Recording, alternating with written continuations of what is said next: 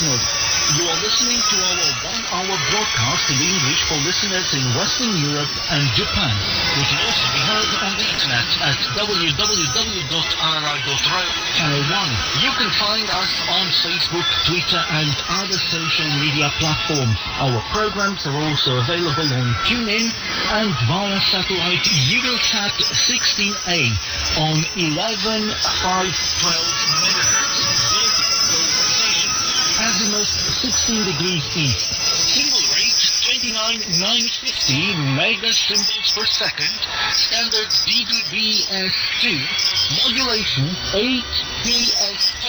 Audio PID 510. We wish you good reception conditions.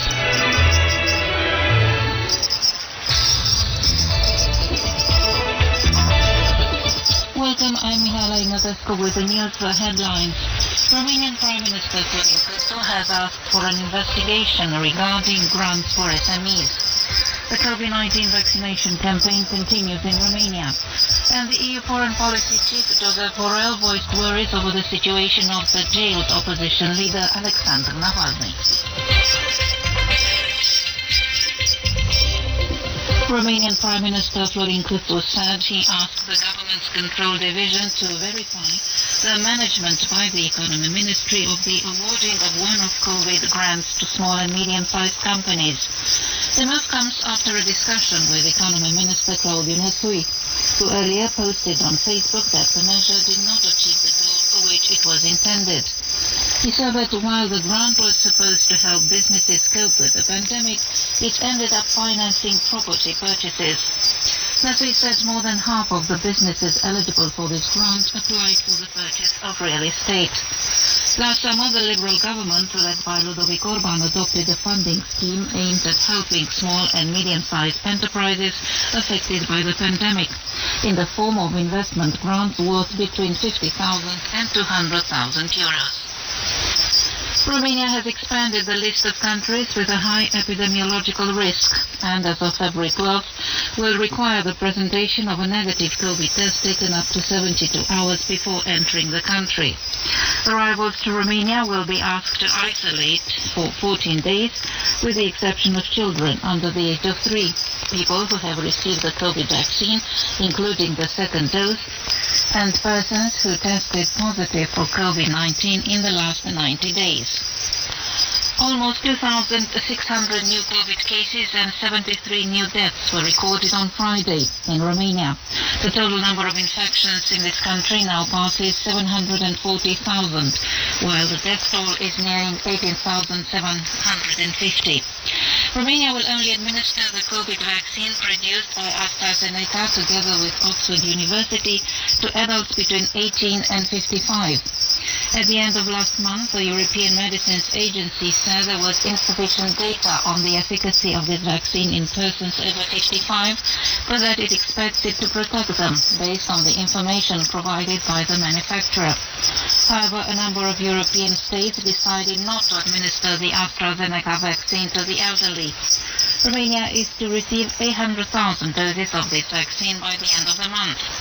In the meantime, the rollout of the Pfizer-BioNTech vaccine continues in Romania, where the Moderna vaccine also began to be administered on Thursday. Some 640,000 people have received the COVID jab in Romania so far.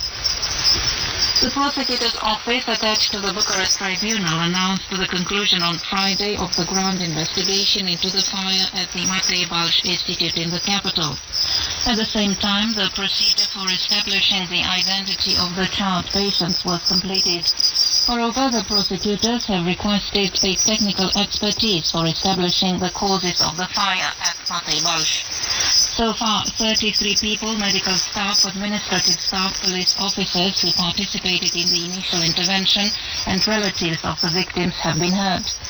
We recall that on January 29th, at the main Romanian hospital for infectious diseases in Bucharest, where patients with COVID-19 are treated, a fire broke out, killing 12 patients. Several wards burned and the whole building was affected by smoke. More than 100 patients were evacuated and transferred to other health facilities. A similar tragedy took place in November at the emergency hospital in Piatra Neamț, as a result of which 10 patients died.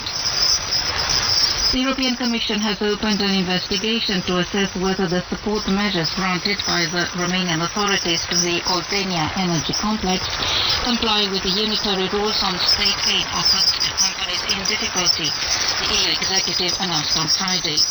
In particular, the Commission will examine whether the proposed plan can restore the long-term viability of the company without further state support. Bucharest sent to Brussels last month a plan to restructure the company for a period of 5 years.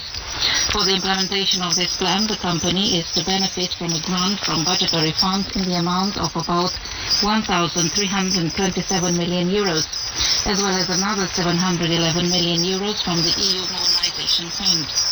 Oltenia Energy Complex is the second player on the local electricity market, with a market share of 22%.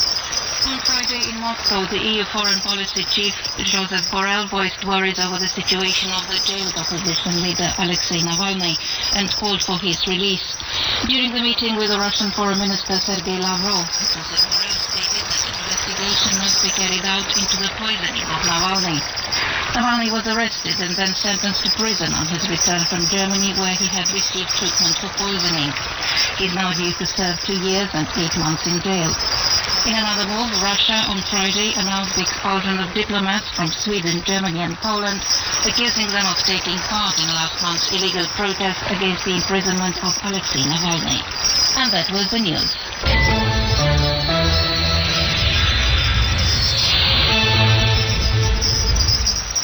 Authorities in Romania are toughening the entry requirements. I am Daniel Bill to the microphone with a report by Stefan Stoica. The world's countries are in an incessant race in an attempt to contain the spread of the novel coronavirus, particularly its new, more contagious strain. Immunization, the main pillar in the prevention strategies, seems to be only partly effective due to the delays and interruptions in the vaccine production and deliveries. The other measures states resort to consists of increasingly tougher entry restrictions. The latter method was tested last year and since it proved functional, wasn't totally scrapped, not even after the virus had given discernible signs of remission. Although the EU zone has always promoted and implemented the free circulation, countries in the bloc cannot avoid the global measures aimed at containing the spread of the dreadful virus. Romania has a daily number of infections relatively small. The situation is stable and infections with a mutating virus are just a few.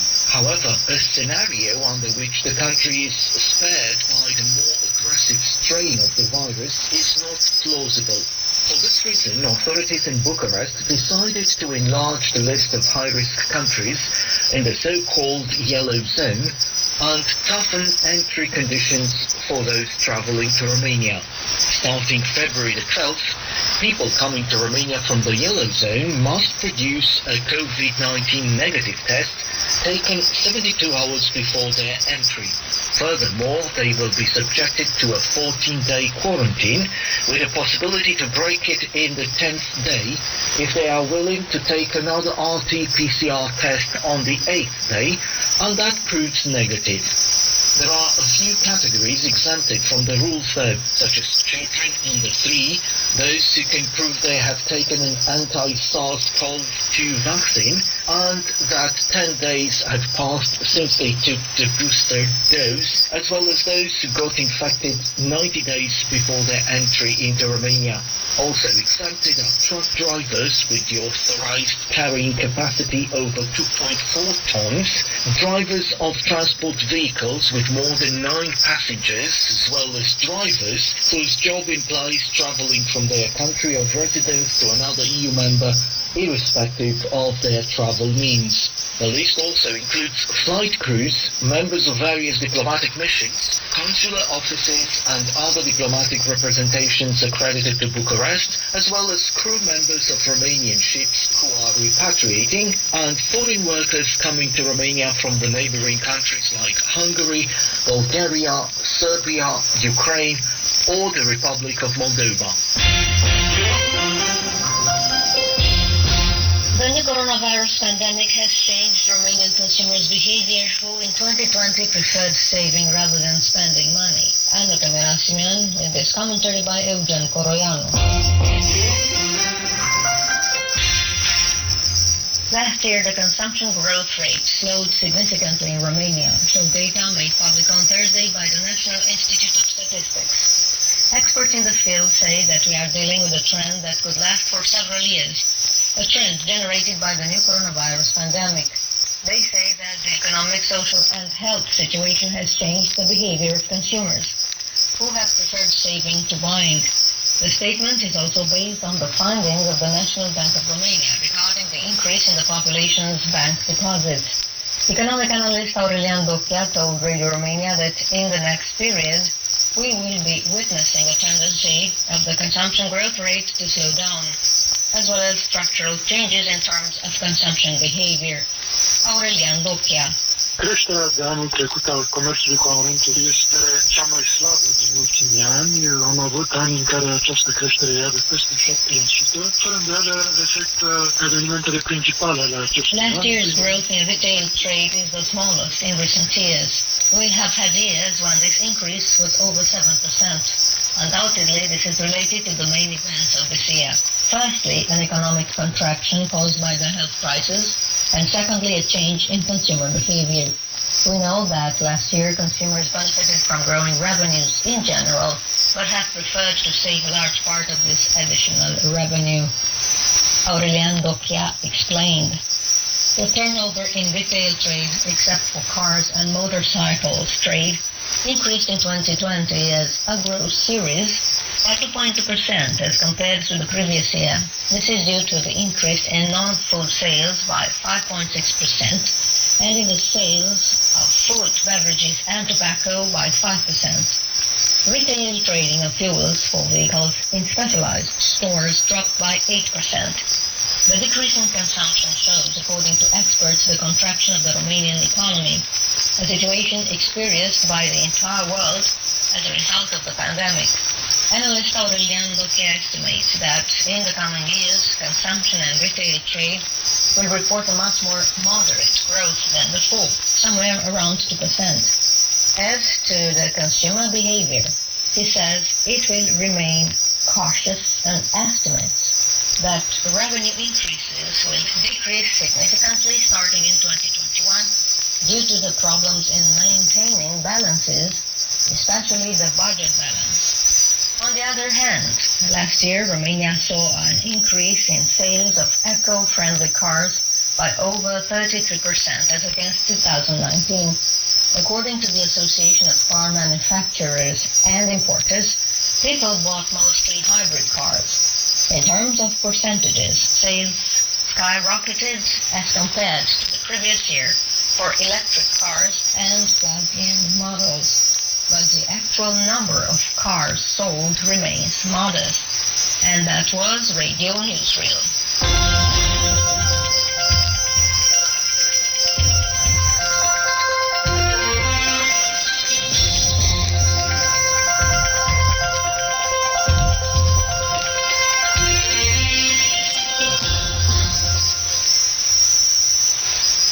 Time now for Song of the Day on Radio Romania International. Listen to Pasha Parfeni featuring Nicole Tanuca and their song Let Me Go.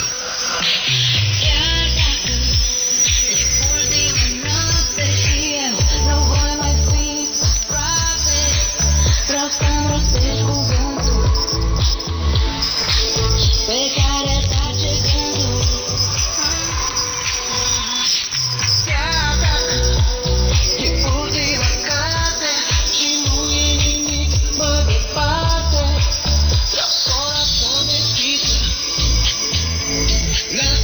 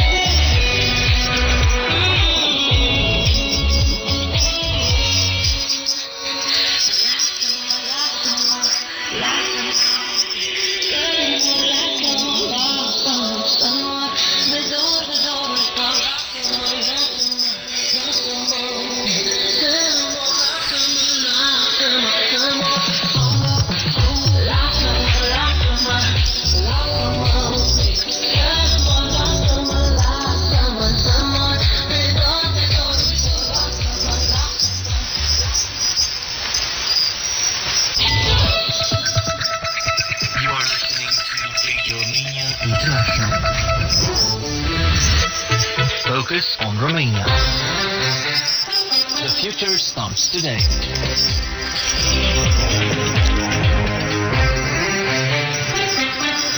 Welcome to The Future Starts Today. I'm Ana Maria Popescu. Around half of the nearly 4 million citizens of the Republic of Moldova are living and working abroad. It is thanks to them and the money they send back home that this corruption-marred country is not bankrupt. And it was also them who, in the mid-November election, tipped the scales in favor of the pro-Western Maia Sandu, who thus became the first woman president of this ex-Soviet republic with mostly Romanian-speaking population. Shortly after the official results confirmed her clear victory against the former pro-Russian socialist president Igor Dodon, Maia Sandu announced her priorities: the fight against corruption, the reform of public institutions, and strengthening the state able to ensure decent living conditions for its citizens. In order to overcome poverty, the Republic of Moldova needs investments and jobs, so that those who are now living abroad may return and rebuild the country. Analysts say foreign support is needed, and in this respect, ever since the first weeks of the new term in office, Chișinău has made efforts to improve relations with its strategic partners after Igor Dodon had frozen most external ties. The first official visit to the Republic of Moldova was that of the President of Romania, Klaus Iohannis, a visit designed, according to Bucharest, to convey a strong support message both for the new leader in Chișinău and for the citizens of Moldova in their efforts to strengthen democracy, to implement the rule of law irreversibly, and to consolidate the country's European path. The visit was also symbolic after President Iohannis had declined visiting Moldova for 5 years. On the day of the Romanian president's visit, Vlad Turcanu, political commentator and columnist in Chișinău, told Radio Romania that things were returning to normal. În termeni sentimentali, am putea spune că sângele apă nu se face. In terms of emotions, we could say that blood is thicker than water, in the sense that no matter how many political accidents we might have, and we are never safe from them in this quicksand land, at some point things return to normal in this respect. In diplomatic terms, relations are at their peak today after Mr. Iohannis avoided political and diplomatic relations with the outgoing President Igor Dodon.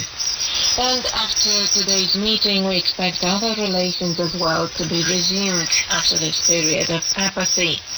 Although relations were not completely severed, as it happened in 2009 when a Romanian ambassador was removed from the country, there were artificial standoffs in certain sectors.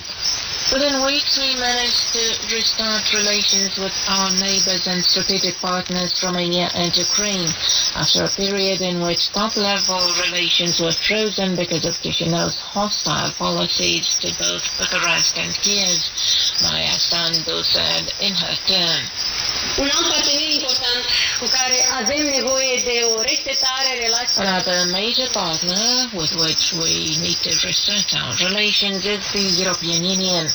We intend to resume Moldova's efforts to get closer to the EU through economic and democratic reforms, able to turn Moldova into a European state with European institutions, European standard schools, hospitals and motorways, with a European future to the exclusive benefit of all citizens. Chișinău's departure from the principles of democracy at the time prompted Brussels to freeze in 2018 most of its financial assistance to the Republic of Moldova.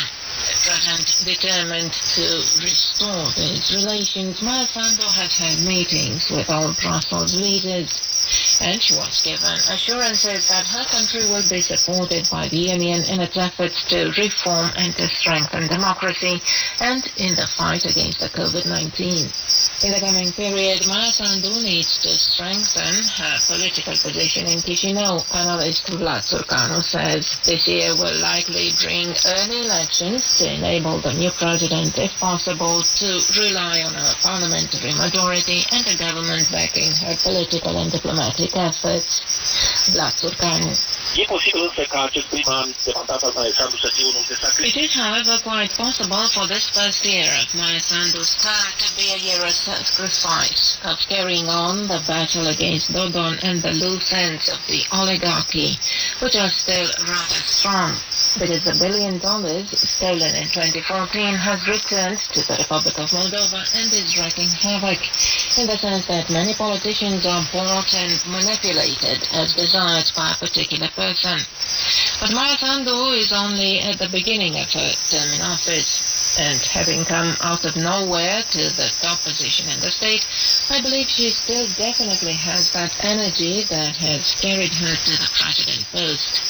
She enjoys huge citizen support against the alliance of parties that are not willing to lose control over the system, over financial flows, and through this on the political class.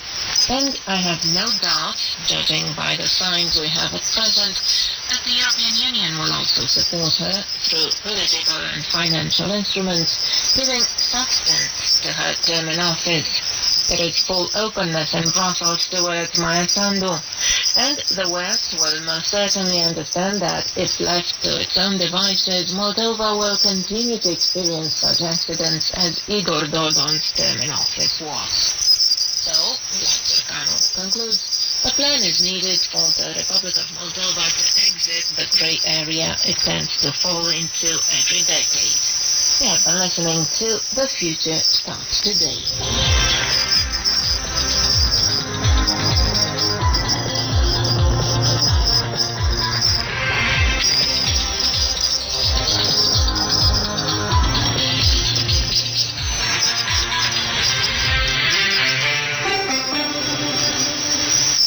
Next on Radio Romania International, broadcasting from Bucharest.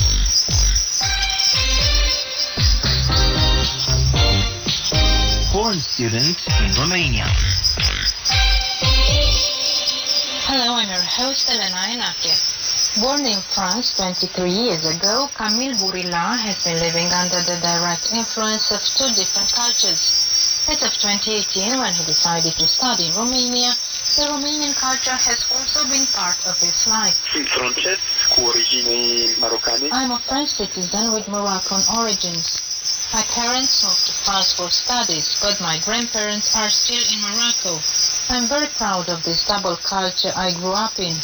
I'm currently a 40th medicine student at the Grigore Popa University of Iași at the French section. I appreciate the multiculturalism at our university. Iași is a cosmopolitan city, which makes life here very pleasant. Here you don't become a simple physician, but a good and empathic physician who is always close to people. Camille traveled for the first time to Romania in 2017 on a visit to Cluj, Bucharest and Iași together with his mother. Am decis să vin să studiez în România. I decided to come to Romania to study together with my sister, who is also in the fourth year at the university's English section. We made the decision to come to Iași. We had the opportunity to visit a number of other Romanian cities before, but we chose Iași due to its culture and its people. The university building is beautiful. It is located at the center of the city and the quality of education is very high. I have picked Romania because here I have the chance to become a very good doctor and to also study in French. Our cultures are quite close. It is quite difficult to live far from one's family, but the adjustment was easy for me. Today, I can honestly say I'm very proud of my choice of coming here for studies, and I don't regret it at all.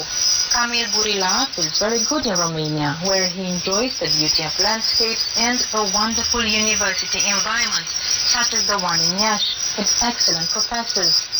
Camille is the president of the Medical Association of Francophone Students in Iași, set up in 2001 at the initiative of Nathalie Duplessis, a French professor at the Faculty of Letters in the city. This is the first Francophone association in Romania and one of the most active in Iași, staging workshops, conferences, sports activities, dance classes, and humanitarian projects. We have organized Children's Christmas at St. Mary's Hospital in Iași, where over 100 gifts were distributed to sick children. We also organized an event named Christmas in the Street, and we offered 50 presents consisting in hygiene products, gloves, sweets and other food products to the homeless people in Iași. Last year we staged a charity gala at Hotel International in the city to raise funds for Parada Foundation, which helps street children by offering them artistic training. All this would have never been possible without the support of Grigore Popa University and of our sponsors. I invite you to access our Instagram page, ASPI.ro, and our Facebook page to see everything that we do. How does Camille spend his free time? I like traveling, enjoy the company of my friends, do sports and cook. I cook dishes from the French cuisine and also croissants, lemon cakes and anniversary cakes. I also play the saxophone since the age of 6. I love jazz and modern music. Next in this program, sports. Welcome to Sports Weekend with me, Eugen Nasta. Games counting towards the European competitions in women's handball are to be played at the weekend. A double Romanian-Danish confrontation is scheduled in the Champions League. In Group A on Saturday, CSM Bucharest play a home fixture against Team Esbjerg. CSM are 5th placed in Group A with 11 points in 10 games, while Esbjerg are 6th placed with 8 points in 11 games. So the competition is tight for the two teams. In Group B on Sunday, SCM Râmnicu face Odense away from home. SCM are 7th placed in their group with a mere 4 points in 9 matches. Odense are 4th placed with 13 points in 12 matches. In the European League in women's handball, Minaur Baia this coming Sunday play a home game against Russian opponents Astrahanovka. The Russian team won the first leg 2 weeks ago, 33-27, and are at the top of the table in their group with 4 points in 3 matches. Minaur are 3rd placed with 2 points in 2 games. In Group D on Sunday, Dunărea Brăila traveled to Hungary for a game against Siófok. We recall that Dunărea sustained a 25-27 defeat 2 weeks ago at home. Siófok are at the top of the table with 5 points, followed by Dunărea with 2 points. Both teams have played 3 games each. Romanian domestic football saw League One matches being played from Tuesday and also to Thursday, counting towards the 21st round. In the opening fixture, Universitatea Craiova secured a 3-0 away win against Poliaș on Tuesday. On Wednesday, FC Hermannstadt from Sibiu and Casmetal Mediaș drew 1-1, Astra Giurgiu grabbed an away win against FC Voluntar 3-1, while FC AIRSPY outclassed Dinamo Bucharest 1-0. On Thursday, UTA Arad snatched an away win against Academica Clinceni 3-0. FC Botoșani defeated Chindia Târgoviște 3-2 in Ploiești, while CFR Cluj secured a home win against Viitorul Constanța 2-1. The 21st round's last fixture, pitting FC Argeș against Șepși Sfântu Gheorghe, has been rescheduled to February the 16th because of the COVID-19 problems. And that's all from Sports Weekend. You can also access our sports items at rri.ro and on Facebook.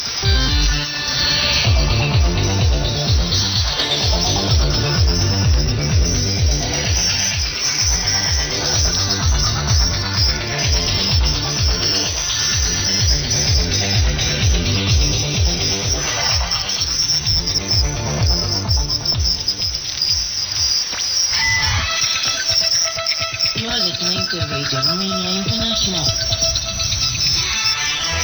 Next in this broadcast, it's Truly Romanian. I'm Vlad Palcu.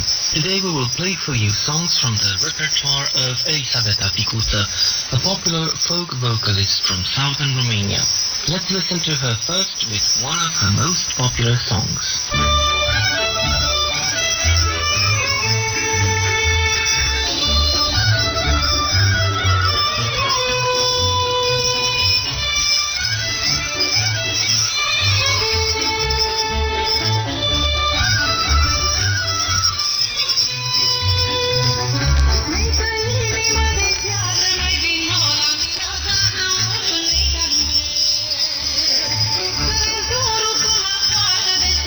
She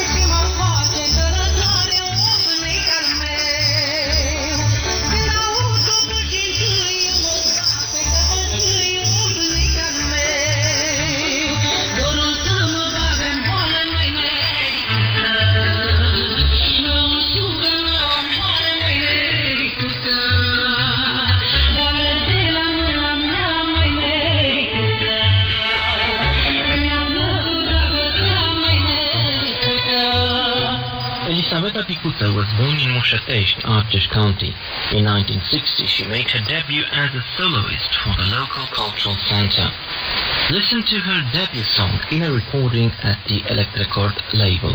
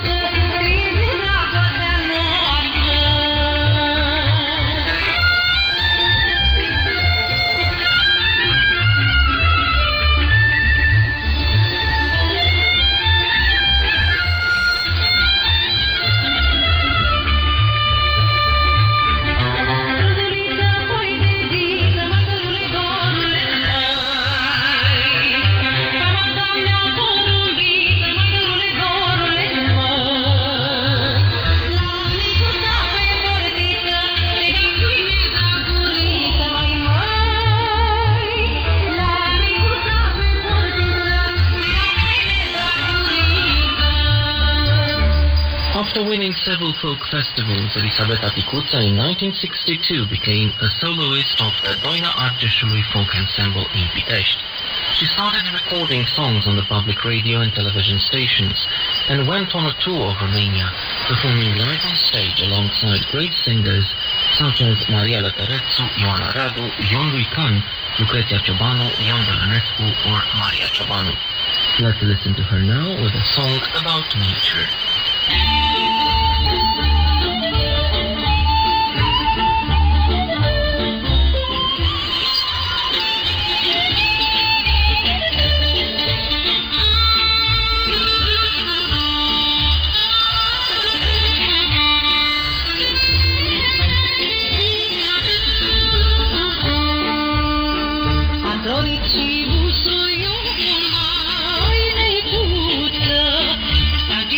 Ai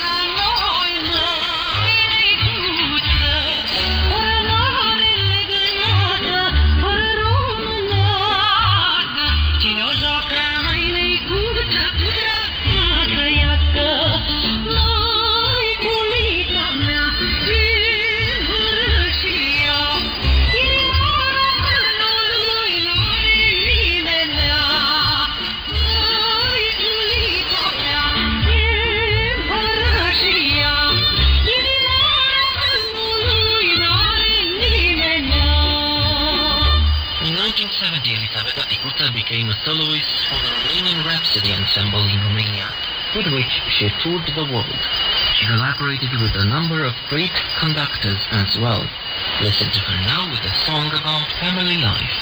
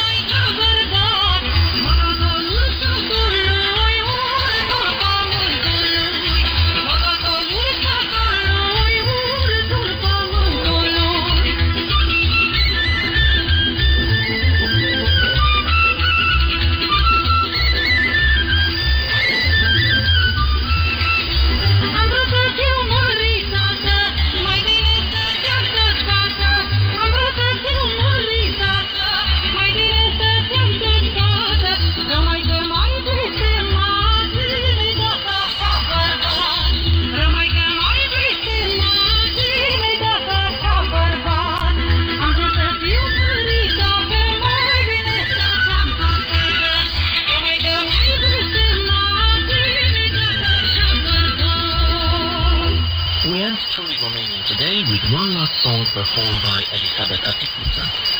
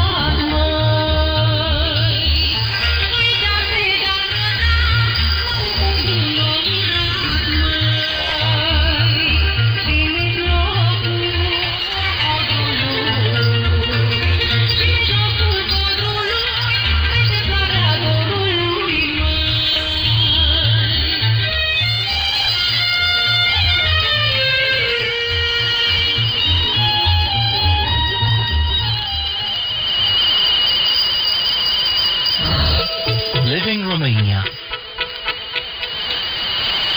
Next in this broadcast, stay tuned for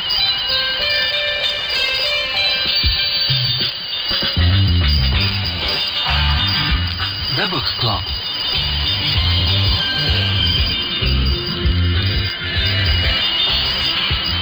Hello, I'm Cristina Matescu. Welcome to a new edition of our series dedicated to Romanian fiction in translation. Today we'll be introducing you to a 2013 film adaptation of a well-known contemporary book called I'm an Old Commie. But first, let's look at a new collection of short stories by Romanian Jewish author Ludovic Bruckstein, published in English by Istos Books.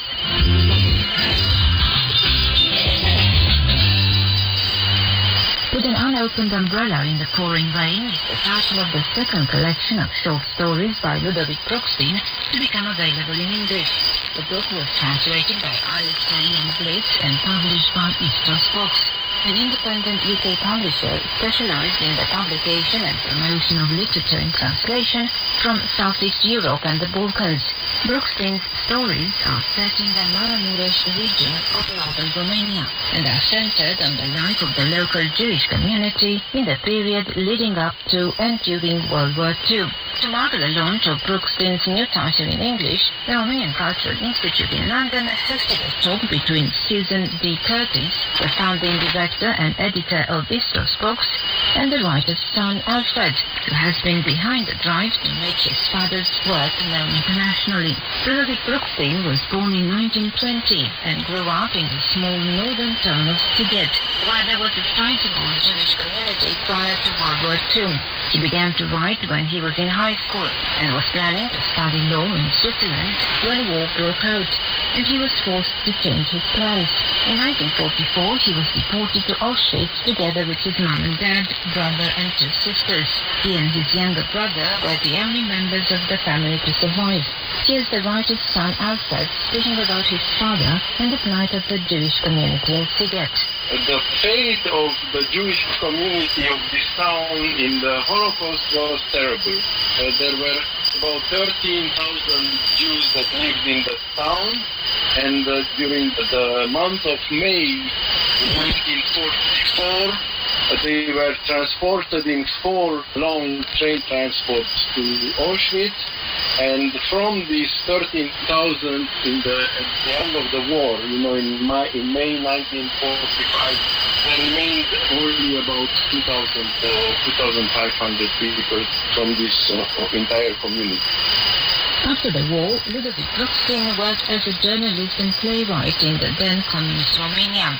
Here's his son, again, talking about this period in his life. He started to write a play because he heard of an uprising at the Auschwitz Sonderkommando, and this moved him very much because he had the feeling that this whole tragedy was also in part due to the fact that the community did not revolt. This entire community, they just went there and there was no active resistance at all. And when he heard that there was some active resistance, that moved him very much, and so he wrote a play called Nachtschicht, and this play was staged by the Jewish theater in Bucharest after the war, and it was a great success, and following this play, he became a rather known writer in Romania. In the 1970s, Ludovic Brookstein emigrated to Israel, where he lived until his death in 1988. There he continued to write and publish extensively, albeit only in Romanian. Despite being quite a prolific writer, Brookstein's work remained virtually unknown in Romania, where his emigration to Israel was seen as an act of betrayal by the communist authorities of the day.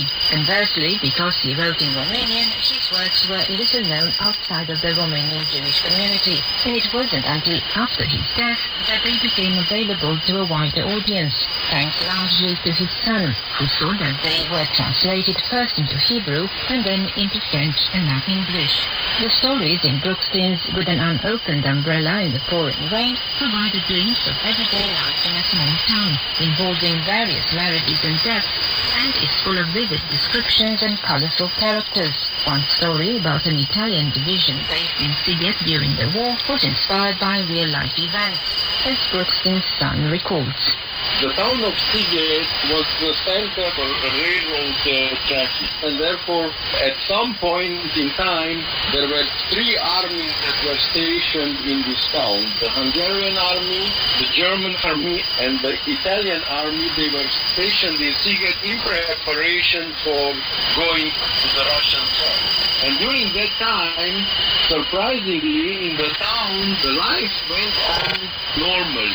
It was only in 1944 when the Germans actually occupied Hungary and actually took control over the things that were happening there. It was only then that the Jews were rounded up. So until then, pretty much there were some anti-Jewish legislations, but that life was almost undisturbed. And during that time when these 3 armies were stationed in town, my father got to meet them. And so, in a very interesting way, my father got friendly with a soldier from the Italian army. Despite their mostly sad endings, Brookstein's short stories are full of humor. They also capture the atmosphere of a place that used to be multicultural and vibrant. my father had a very good sense of humor and a sense of humanity and a sense of sometimes sarcasm, and he could describe whatever was happening there in a very, very moving way, at least to me, for sure. And sort of I grew up with his stories, which became part of the novels and of the short stories that he wrote.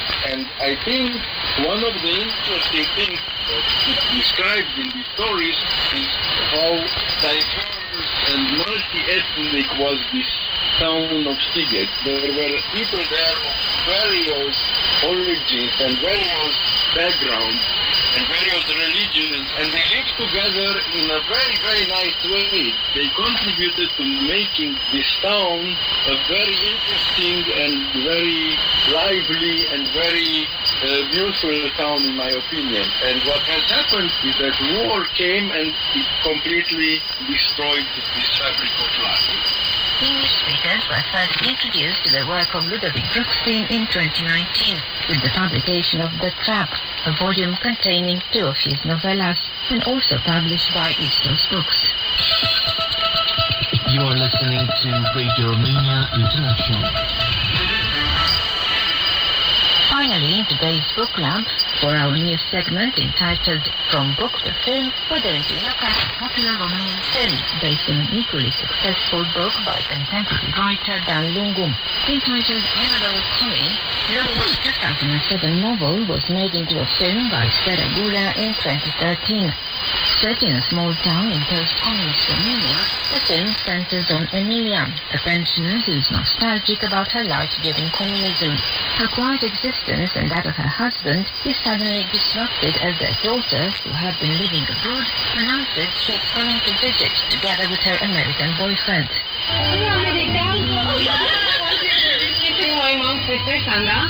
Hello. I didn't count on. Oh, you can go to love me, feed me, never leave me. Emilia's reflections on the changes that have taken place since the fall of communism are interspersed with flashbacks from that time, which is in fact the time of her youth. As the scene progresses, we realize that her nostalgia for the communist years is not only born of an inability to adjust to a new reality, but also a longing for her youth, for a time that is forever lost. You and all the wonderful people I've met here. I think Romania is a great country.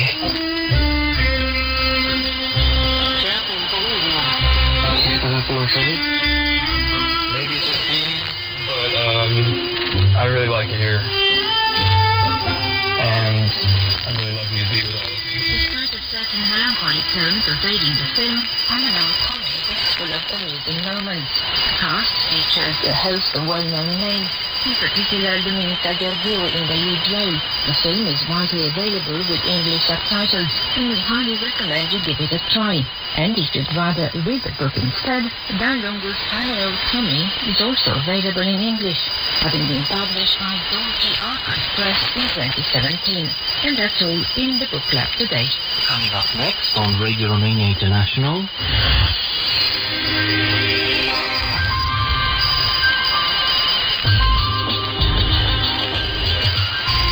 Simply Folk.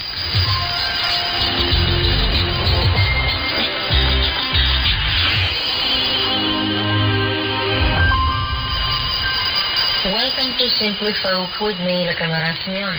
Today's program features Marin Pisar, who like his own father was a bagpipe maker and played several wind instruments, his special talent securing his place as a village musician at weddings. The great ethnomusicologist Constantin Brăilău discovered him and recorded his repertoire, including it in the archive of the Folklore Institute. The whistle is the most popular wind instrument in Romania, Marin Pisar being the one who made the difference between amateur and professional whistle players. Marin Pisar stood out for the way in which he played the whistle, as well as the other wind instruments. Listen to him with the piece, The Round Dance.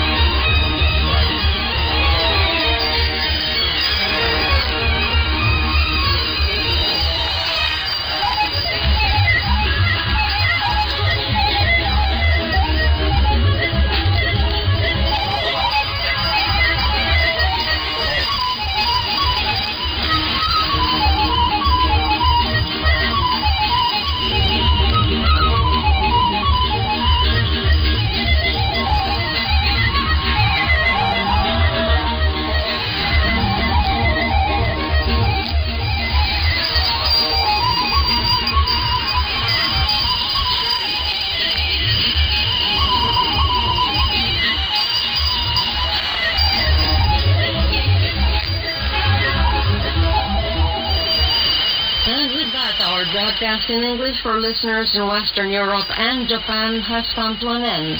You can listen to our next program for Western Europe tomorrow at 6:40 hours UTC on 7345 kHz in analog system and on 6040 kHz in the DRM system. Listeners in Japan can listen to our next program tomorrow at 23 hours UTC on 7325 kHz and 9620 kHz. We can also be heard on the internet at www.rri.ro channel 1. If you have any comments or suggestions, please write an email at engl@rri.ro. Goodbye.